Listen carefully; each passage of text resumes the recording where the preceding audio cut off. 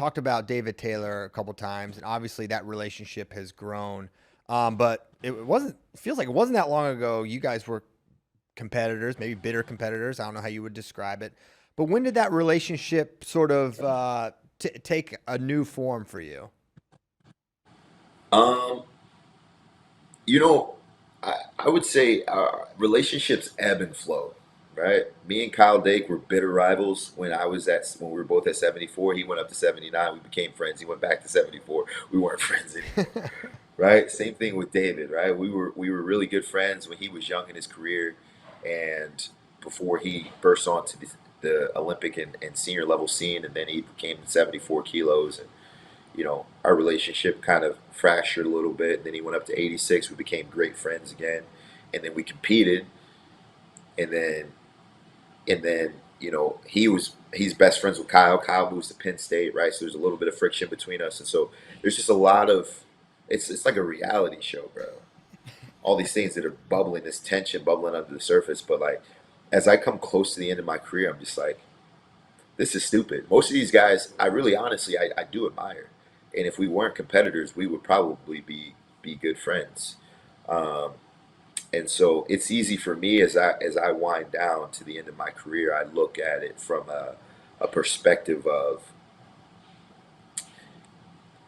don't let jealousy and envy cause you to hate someone that you could learn from, right? And so David is someone who he's won at every level. He's won at every single level that he's competed at. He's a great competitor, and I think he's going to have a very successful collegiate coaching career.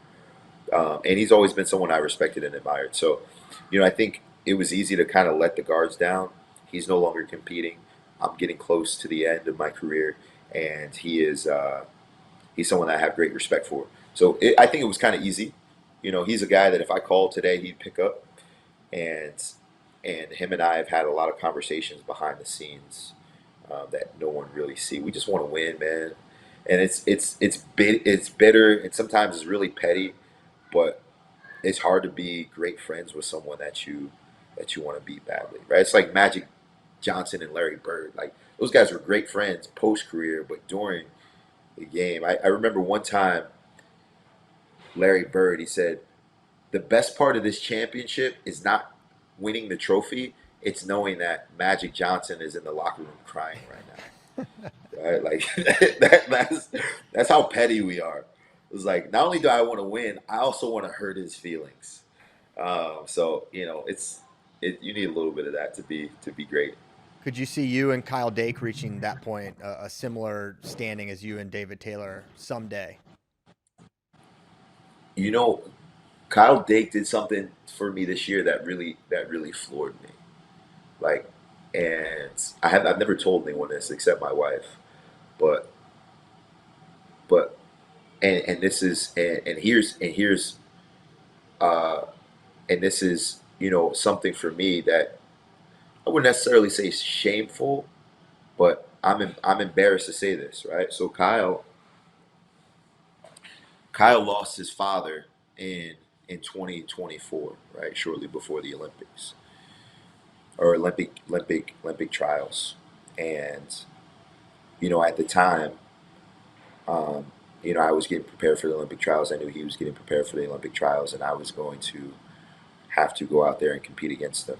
And so, in that moment, I'm like, man, I love Kyle, and I really feel for him. And I'm going through something very similar in my life. My dad's been sick for a few years, and I'm like, this is really tough.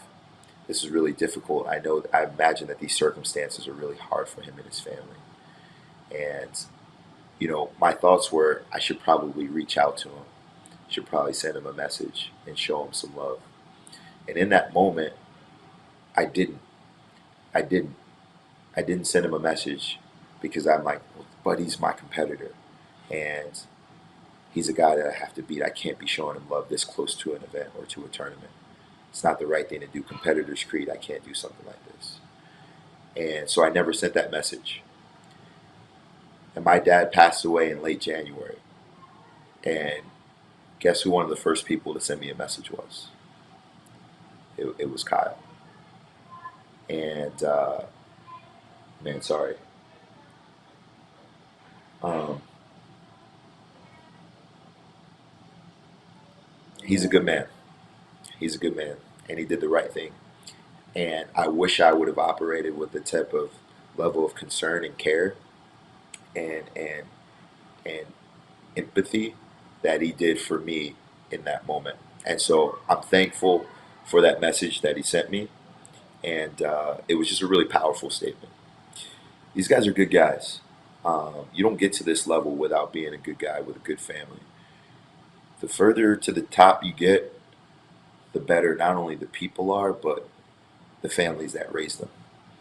And and so it's just kind of one of those moments where that honestly, it was from that moment on, I was like, I'm not beefing with anyone anymore. That's This is awesome. stupid. It's pointless. It's valueless. It doesn't help me. It doesn't help anyone else. We are two guys that could really thrive on one another's knowledge and understanding and perspective of life and of sport. And so it was just kind of one of those moments for me that was really profound and impactful. So I'm thankful for Kyle more than he knows. Yeah, that's it. That's awesome. I really appreciate you sharing that, Jordan. In sort of a similar vein, you mentioned training with Chance Marstellar. I wanted to ask one. We did a documentary about Chance. I'm curious if you were able to see it, and if so, your thoughts. And Yeah, two, how the opportunity came about for you to train with Chance. yeah. He basically just reached out to me. He was just like he sent me a message. We have each other's phone numbers. He was one of those guys too. Him and I watched Chance come to the Olympic Training Center when he was like 14, 15 years old.